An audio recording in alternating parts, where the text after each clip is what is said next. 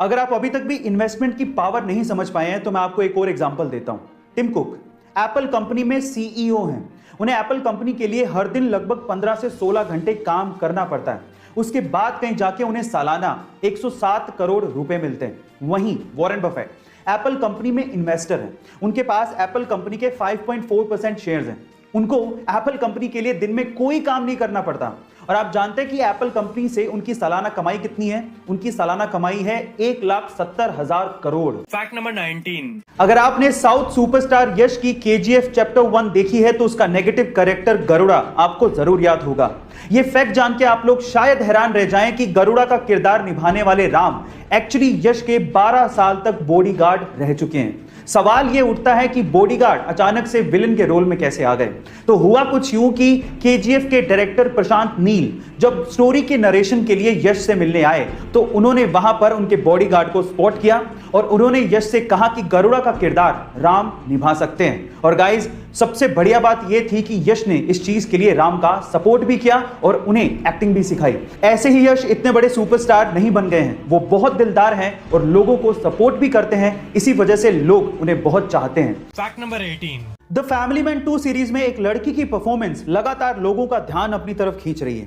इस सीरीज में वो लड़की जिस कंपनी में काम करती है उस कंपनी में उस लड़की का बॉस उससे लगातार छेड़छाड़ करते रहता है। ये लड़की जिस बस से घर जाती है उसी बस में एक आदमी लगातार इस लड़की के साथ फिजिकल असोल्ट करते रहता है। इस लड़की को बहुत गुस्सा आता है लेकिन ये लड़की कुछ कर नहीं पाती। लोगों को लगने लगता है कि एक अबला नारी है, बहुत कमजोर है, लेकिन जैसे ही लोग ये सोचते हैं उनके विचारों पर होता है एक अटैक। उसके बाद आता है एक सीन जिसमें यही लड़की फिजिकल असोल्ट करने वाले उस बंदे को जिस तरह से ऊपर पहुंचाती है वो सीन देखने लायक है। अब सबसे इंटरेस्टिंग बात यह है कि इतना डार्क और इंटेंस कैरेक्टर निभाने वाली ये लड़की कोई आम लड़की नहीं है बल्कि साउथ की सुपरस्टार है। इनका नाम है समंथा एकिनेनी। Fact number 17। बड़े सपने अमीरी के मोहताज नहीं होते। अगर आप शिद्दत से चाहें तो कुछ भी पा सकते हैं। कुछ ऐसी कहानी है मुंबई के समंदर किनारे बांद्रा के स्लम में रहने वाली मलीशा खारमा की। मलीशा सुपर मॉडल बनना चाहती हैं। स्लम में रहने के बावजूद भी उनकी इंग्लिश सुन के आप लोग भी चौंक जाएंगे। मलीशा के सपनों को पहली उड़ान तब मिली जब हॉलीवुड फिल्म स्टेप अप के एक्टर रॉबर्ट हॉफमैन से उनकी मुलाकात हुई। मुंबई घूमने आए रॉबर्ट हॉफमैन इस बच्ची से इतना प्रभावित हुए कि उन्होंने इस बच्ची का इंस्टाग्राम पे अकाउंट बनाया, अपने साथ कुछ वीडियो शूट की और उसके बाद इंस्टाग्राम पे अपलोड की और फिर इस बच्ची को प्रिंसेस ऑफ स्लम नाम भी दिया। और आज इस बच्ची के इंस्टाग्राम पे 1.5 लाख से ज्यादा फॉलोवर्स हैं। और तो और एक फैशन मैगजीन ने मलीशा को उसके कवर पेज पर जगह भी दी। गाइस, वो उसके लिए सबसे सुनहरा दिन था। इसी कहते हैं कि अगर आपके सपने सच्चे हैं तो राहें मिली जाती। Fact number 16। सन 2011 में शाहरुख खान की डॉन 2 रिलीज हुई थी और इस मूवी के लिए शाहरुख खान ने अपने हाथ पे डी लेटर का एक टैटू करवाया था। और उस वक्त उन्होंने कहा था कि पहले तो इस डी का मतलब डॉन था लेकिन अब इस डी का मतलब है धोनी। उन्होंने ऐसा इसीलिए कहा था क्योंकि सन 2011 ही वो साल था जब इंडिया ने 28 साल बाद वनडे की वर्ल्ड कप ट्रॉफी अपने नाम की थी। गाइस, 2 अप्रैल 2011 की वो शाम आपको याद होगी जब महेंद्र सिंह धोनी ने ही फाइनल मैच में श्रीलंका के खिलाफ छक्का मार के वर्ल्ड कप की ट्रॉफी हिंदुस्तान के नाम कर दी थी। वो सुनहरा पल भुलाई नहीं भूलता। Fact number 15। आज हम इंसानों की खुदगर्जी और भूख की वजह से इस धरती से एक और जानवर खत्म होने की कगार पर पहुंच गया है। इस जानवर का नाम है पेंगोलिन। एक रिपोर्ट के अनुसार इस जानवर की तस्करी सबसे ज्यादा की जा रही है। इंसान इसे दवा बनाने और अपनी भूख मिटाने के लिए इस्तेमाल कर रहा है, जो कि बेहद शर्मनाक है। लेकिन सारे इंसान एक जैसे नहीं होते। जिम्बाब्वे के फैलिट नकाटा इन जानवरों को बचाने के लिए कब से लड़ रहे हैं। वो इन्हें बच्चों की तरह पाल रहे हैं। इसी वजह से उन्हें पेंगोलिन मैन के नाम से पुकारा जाता है। गाइस, आज हमें इन बेजुबान जानवरों के लिए आवाज उठानी होगी, नहीं तो हमारा एग्जिस्टेंस भी एक दिन खत्म हो जाएगा। इसलिए चैट में प्लीज लिखिए save pangolin save earth. Fact number 14। Guys, आपको क्या लगता है कि 9 साल की छोटी सी उम्र का बच्चा अपनी पढ़ाई में कौन सी क्लास तक पहुंचा होगा? मे बी 4th या 5वीं तक।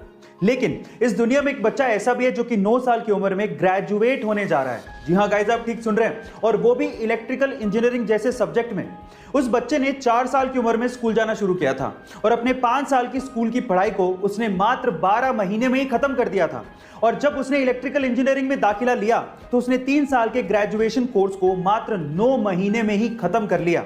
नीदरलैंड के इनहोवर यूनिवर्सिटी ऑफ टेक्नोलॉजी से वो लड़का ग्रेजुएट होकर दुनिया का सबसे यंगेस्ट ग्रेजुएट बनने जा रहा है। इसका आईक्यू लेवल 145 बताया जा रहा है और इसकी तुलना एल्बर्ट आइंस्टाइन और स्टीवन हॉकिंग से की जा रही है। इस बच्चे का नाम है लॉरेंट सिमंस। Fact number 13। उसके अब्बू एक ऑटो रिक्शा चालक थे और उसकी अम्मी खेत में काम किया करती थी। घर के हालात इतने खराब थे कि उसके अब्बू ये चाहते थे कि वो चौथी क्लास में ही स्कूल छोड़कर काम पर लग जाए, लेकिन टीचर के समझाने पर जैसे तैसे उन्होंने उसे पढ़ने दिया। अब पढ़ने तो वो लगा, लेकिन जिंदगी इतनी आसान नहीं थी। अपनी पढ़ाई का खर्च उठाने के लिए उसे होटल में वेटर तक का काम करना पड़ा। एक बार उसके पिताजी से अपने ही हक के पैसों के लिए किसी अधिकारी ने रिश्वत मांग ली। अपने पिता को हक के पैसों के लिए रिश्वत देते हुए देख के उस बंदे ने सोच लिया कि वो एक अधिकारी बनेगा। फिर क्या था, 21 साल की छोटी सी उम्र में उसने यूपीएससी जैसे बड़े एग्जाम को पहले ही अटेम्प्ट में क्रैक कर लिया और पूरे इंडिया में 361वीं रैंक बनाई और आज वो एक आईएएस ऑफिसर है। उसका नाम है अंसार शेख। Fact number 12। अगर आप अपने घर की रोजमर्रा की चीजों को खरीदने के लिए कभी मॉल गए हैं तो आपने एक गौर किया होगा कि एंट्री पे ही वो आपको बकेट या ट्रॉली दे देते हैं।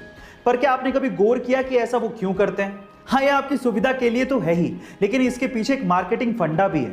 वो मार्केटिंग फंडा ये है कि अगर आप सिर्फ एक चीज को खरीदने के इरादे से मॉल में घुसे हैं और अगर आपको बकेट या ट्रॉली खाली दिखेगी तो आपको थोड़ी बहुत शर्म आएगी और आप एक से ज्यादा चीज खरीदने की कोशिश करोगे। आप ये भी गौर करना कि चॉकलेट, बिस्किट और टॉफियां ये सब रैक्स में नीचे जचाई जाती हैं। अब ऐसा इसलिए होता है ताकि बच्चों का हाथ पहुंच सके और आपको मजबूरन वो चीजें खरीदनी पड़े।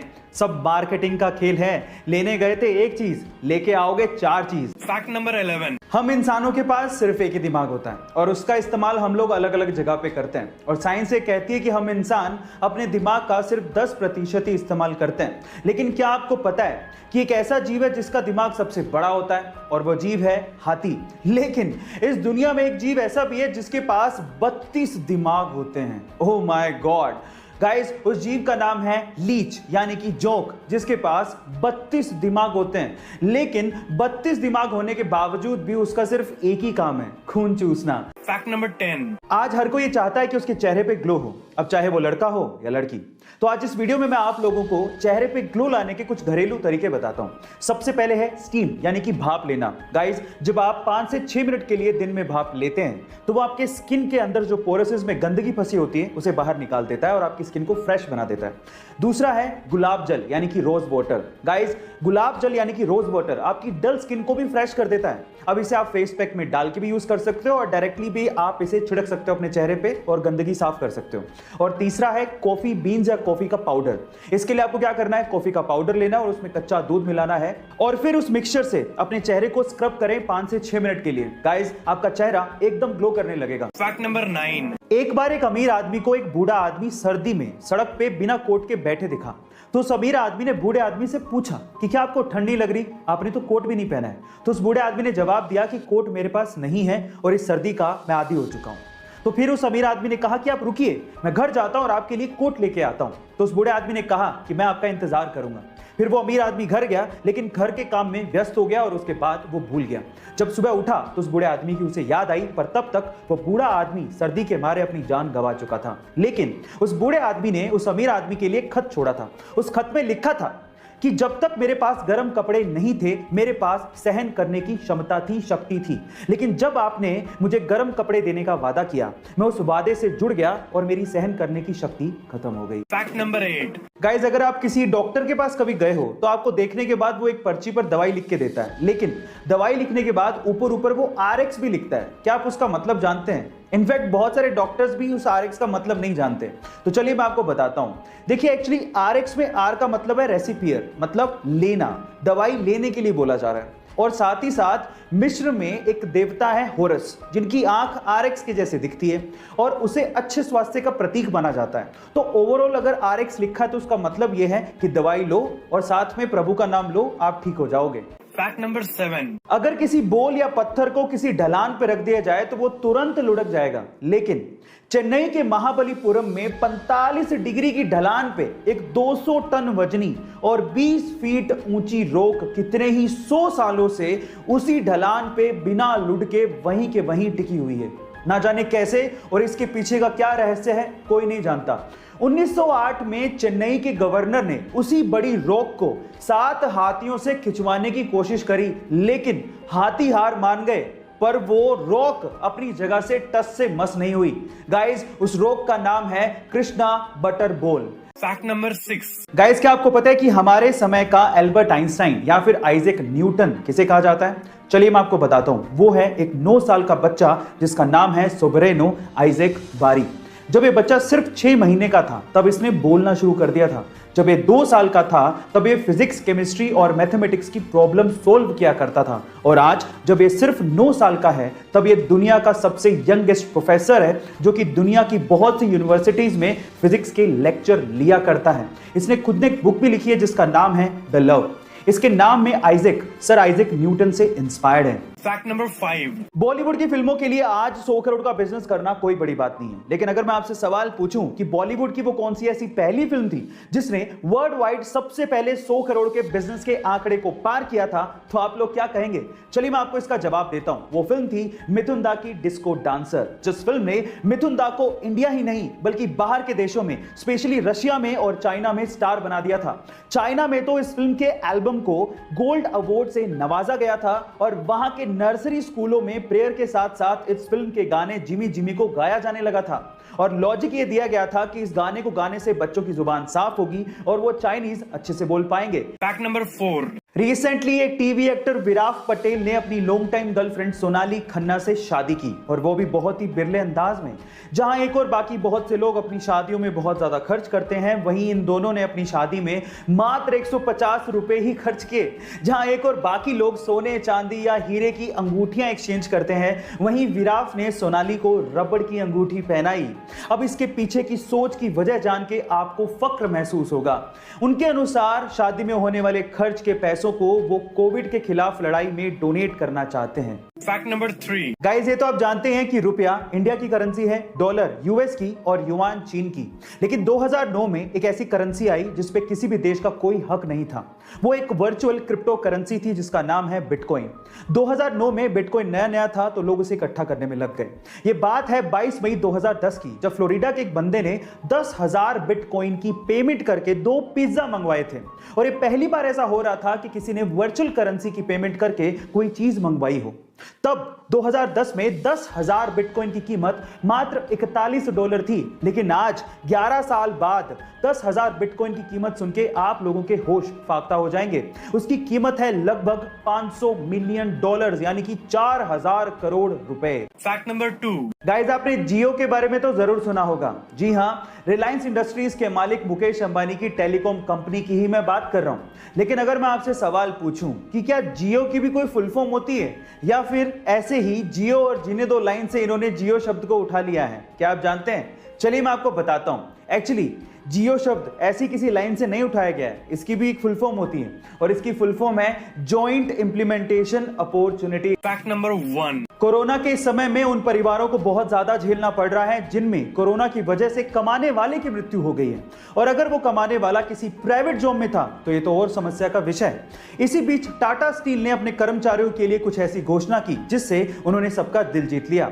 टाटा स्टील के अनुसार अगर उसके किसी भी कर्मचारी की कोरोना की वजह से मृत्यु होती है तो उसके परिवार को सर्विस की 60 साल तक पूरी की पूरी सैलरी दी जाएगी। इसके अलावा परिवार को रहने के लिए घर दिया जाएगा और मेडिकल की सुविधाएं भी दी जाएंगी। और तो और उनके बच्चों के पढ़ाई का खर्च भी कंपनी ही उठाएगी। गाइस, टाटा स्टील की ये पहल आपको कैसे लगी चैट सेक्शन में जरूर लिखिएगा और ऐसे अमेजिंग वीडियोस के लिए शेयर, सब्सक्राइब एंड लाइक। मिलता है अगली वीडियो में।